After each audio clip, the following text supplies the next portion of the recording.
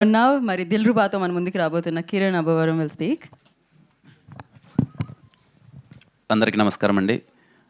క్షమించాలి ఏదన్నా కొంచెం లేట్ అయిందంటే, కింద షూట్ అవుతున్నది ఏదో లాస్ట్ 2 షాట్స్ అవ్వాలని. మీకైనా లేట్ అయింటే మీడియా వారందరికీ థ్యాంక్ యూ ఇంత పేషెంట్గా వెయిట్ చేసినందుకు అందరికీ. అలాగే ఇంతకుముందు చెప్పినట్టే I'm so proud and happy first time Saregama coming into Telugu with me. అలాగే శివం సెల్యులైట్స్ ప్రొడక్షన్లో రవణ, I'm so happy working with him.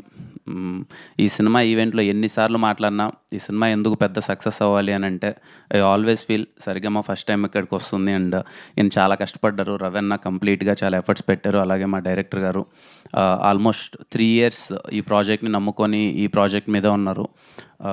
ఖచ్చితంగా వాళ్ళ కోసమైనా సినిమా పెద్ద హిట్ అవ్వాలి. అండ్ ఇంకా ద మెయిన్ పర్పస్ ఆఫ్ ఈరోజు మీడియా అందరినీ కలవడానికి Feb 14th సినిమా వద్దామనుకున్నాము. Feb 14th వద్దామనుకున్నాము, రాలేకపోయాము. రీజన్స్ పెద్దగా ఏం లేదండి. Very simple. హర్రీ అవ్వాలనుకోలేదు. విత్ మా ప్రొడ్యూసర్ సపోర్ట్తో ఒకసారి మొత్తం మేము సంక్రాంతి సినిమాలు అయిపోయిన తర్వాత ఒకసారి క్రాస్ చెక్ చేసుకుంటే ఏంట్రా పరిస్థితి అంటే, సో వీ థాట్ మేము ఇంకా ప్రమోషన్స్లో కానీ లేకపోతే ఇంకా ఎంతవరకు రీచ్ అవుతున్నామో ఏంటి, ఏమన్నా హర్రీ అవుతున్నామా లేదు, ప్రొడ్యూసర్స్ కూడా వాళ్ళు సపోర్ట్ చేసి ఒకసారి కంటెంట్ 1-2 సార్లు చూసుకొని ప్రోడక్ట్ని చాలా సాలిడ్గా డెలివరీ చేసేంతవరకు ఏం తొందరపడాల్సిన అవసరం లేదు. లెట్స్ టేక్ టైం, మంచిగా సినిమాని జనాల్లోకి తీసుకెళ్ళి మంచి సినిమాని ఇద్దామనే ఒక ఉద్దేశంతోనే Feb 14th రావట్లేదు, March 14th వస్తున్నాం. సో వ్యాలంటైన్స్ డే మిస్ అయింది, ప్రాబ్లం లేదు. హోలీ రోజు ఇంకా కలర్ఫుల్గా చాలా అందరం సెలబ్రేట్ చేసుకుందాం. ఖచ్చితంగా దిల్రుబా సినిమా చాలా కలర్ఫుల్గా ఉంటుంది. హోలీ రోజు యాప్ టు డేట్ అని నేను పర్సనల్గా ఫీల్ అవుతున్నాను. మీరందరూ చాలా బాగా ఎంజాయ్ చేస్తారు. ఇంకా ఫస్ట్ టైం మొన్న కూడా అడిగారు ఏంటి మీ హీరోయిన్స్ రారా ఈవెంట్కి, హీరోయిన్ రావట్లేదను. వచ్చేసింది రుక్సార్. చూడండి నా జింగిలి ఎంత అందంగా ఉందో, మెరిసిపోతుంది తెల్ల తెల్లగా. I'm so happy. అందరూ పేరు అంతా చాలా బాగుంది అని అంటున్నారు ఇప్పటివరకు చూసిన వాళ్ళు అయితే. సినిమాలో కూడా చాలా మంచి మూమెంట్స్ ఉంటాయి. లవ్ ట్రాక్ చాలా బాగా వర్కౌట్ అయింది. భాస్కర్ పట్ల గారి గురించి ఎన్నిసార్లు మాట్లాడినా నాకు చాలా ఇష్టమైన వ్యక్తి.